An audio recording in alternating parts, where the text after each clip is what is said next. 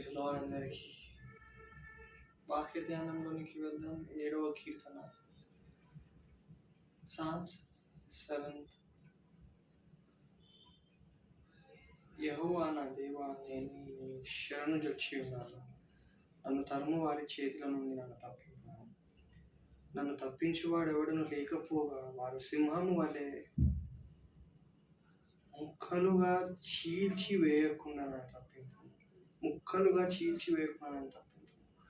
యెహోవా నా దేవా, నేను ఈ కార్యము చేసిన ఎడల, నా చేత పాపము జరిగిన ఎడల, నాతో సమాధానంగా నుండిన వానికి నన్ను కీడు చేసిన ఎడల, శత్రువు నన్ను తరిమి పట్టుకొనని, నా ప్రాణమును నేలకు అనగదొక్కని,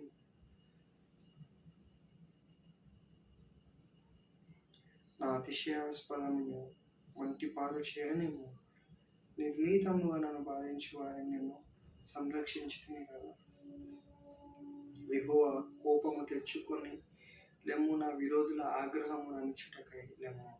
నన్ను ఆదుకొనుటకై మేల్కొనుము. న్యాయ విధిని నీవు నియమించి ఉన్నావు కదా. జనములు సమాజముగా కూడి నిన్ను చుట్టుకొని ఉన్నప్పుడు వారికి పైగా పరమందు ఆసీనుడవు.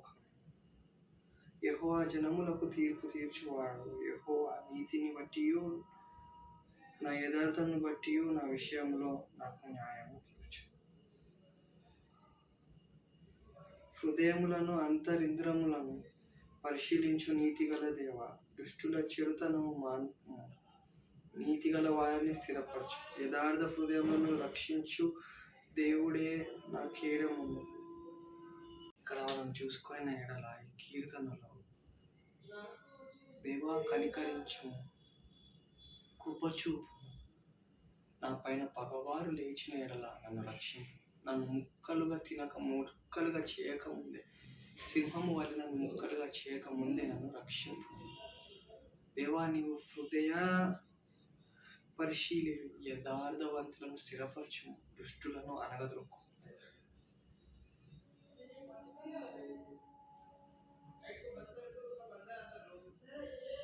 యథార్థ హృదయం రక్షించువాడు నీవే నా కేడమునై ఉన్నావు అని ఈ కీర్తనలో 1 నుండి 10వ వచనం వరకు మనం ధ్యానించిన ఎడలా మనం గ్రహిస్తున్నాం.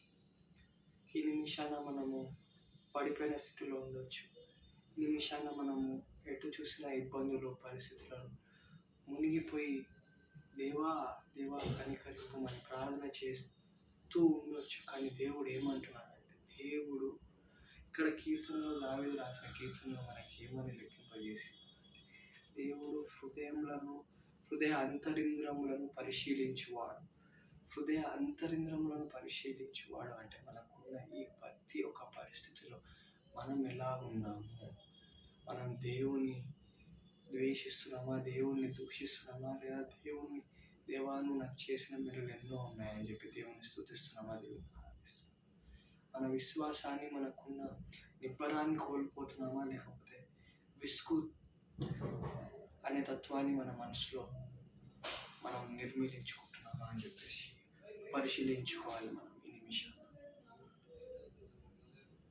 దేవుడు కృపగలవాడు. న్యాయవంతులకు, యథార్థవంతులకు స్థిరపరచుకోడు, దుష్టులను అనగదొక్కువాడు. ఒకటి 2 మార్గాలు, ఒకటి మంచి, ఒకటి చెడు.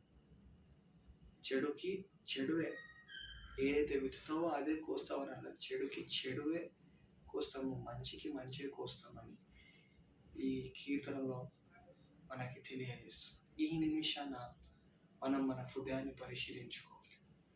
మనం ఏ పరిస్థితిలో ఉన్నాం, మనం ఎక్కడ పడిపోయి ఉన్నాం అని పరిశీలించుకోవాలి. పడిపోయిన స్థితిలో ఉంటే లెమ్ము, తేజరిల్లు. ఈ నిమిషాన దేవుడు మనతోని వాక్యము ద్వారా, పరిశుద్ధాత్మ దేవుడు మాట్లాడుతున్నాడు. నీతిమంతుడు 7 మార్లు పడినా తిరిగి మళ్ళా లేచునని చెప్పేసి సామెతలు 24:16 వచనంలో దేవుడు మనకు సెలవిస్తున్నాడు. అదేవిధంగా యాకోబు 1వ అధ్యాయం 12వ వచనం, శోధన సహించువాడు ధన్యుడు, అతడు శోధనకు నిలిచిన వాడే. ప్రభువు తను ప్రేమించే వారికి వాగ్దానం చేసిన జీవ కిరీటం. మేబీ మనం శోధనలో దేవుడు పరీక్షిస్తున్నాడు. ఈ పరీక్షలో మనం సహించిన ఎడల ఏమంటున్నాడు? శోధన సహించిన వాడు ధన్యుడు. అతడు శోధనకు నిలిచిన వాడే ప్రభువు తాను ప్రేమించు వారికి వాగ్దానం చేసిన జీవ కిరీటము పొందు. ఏం పొందుతామంటే జీవ కిరీటం. సంబరం కలిగే దేవుడు మనల్ని నడిపిస్తున్న ప్రతి ఒక్క పరిస్థితిలో దేవుని వైపు చూస్తూ, దేవుని వైపు మన హృదయాన్ని, మన చూపుని, మన ఆలోచనని, మన సర్వాన్ని దేవునికి సమర్పించేయగల దేవుడే మనల్ని నడిపిస్తాడు. దేవుడే మనల్ని నిలబెడతాడు. జీవ కిరీటాన్ని అనుగ్రహిస్తాడు. Thank you all. Praise God.